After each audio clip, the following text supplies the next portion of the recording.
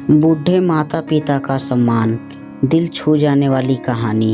एक 80 वर्षीय व्यक्ति अपने 45 वर्षीय उच्च शिक्षित बेटे के साथ अपने घर में सोफे पर बैठा था। अचानक उसकी खिड़की पर एक कौवा बैठ गया। पिता ने अपने बेटे से पूछा, यह क्या है?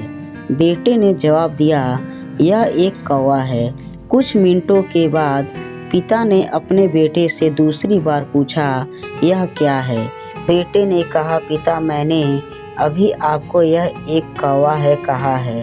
थोड़ी देर बाद बूढ़े पिता ने फिर से अपने बेटे से तीसरी बार पूछा, यह क्या है? इस समय बेटे के स्वर में कुछ जलन महसूस हुई। तभी उसने अपने पिता से झुंझलाते हुए बोला, यह एक कौवा है, एक कौवा।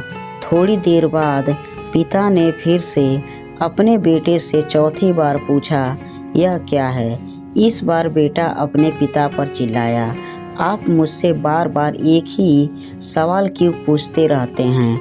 हालांकि मैंने आपको कई बार बता चुका हूँ कि यह एक कौवा है। क्या आप इसे समझ नहीं पा रहे हैं? थोड़ी देर बाद पिता अपने कमरे में गए और एक पुरानी डायरी लेकर वापस आए, जिसे उन्होंने अपने बेटे के जन्म के बाद से बनाए रखा था।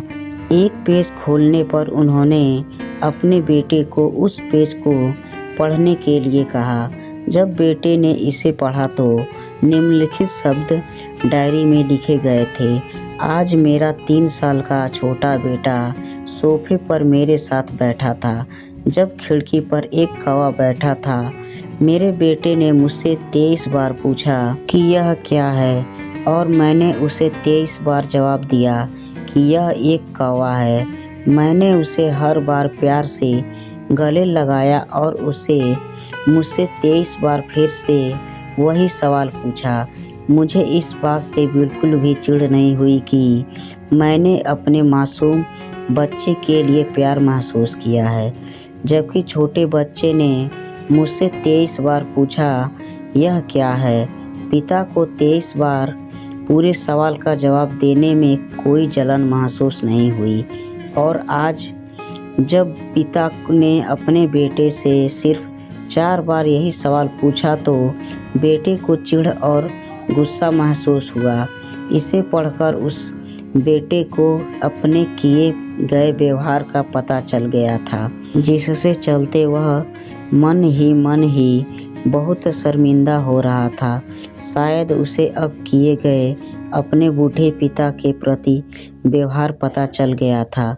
इसलिए यदि आपके माता पिता जब बुढ़ापे में होते हैं, उन्हें न तो पीछे छोड़े और न ही उन्हें एक बोझ के रूप में देखें।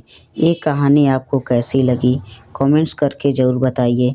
वीडियो पसंद आए तो लाइक, शेयर और चैनल को सब्सक्राइब ज़रूर करें।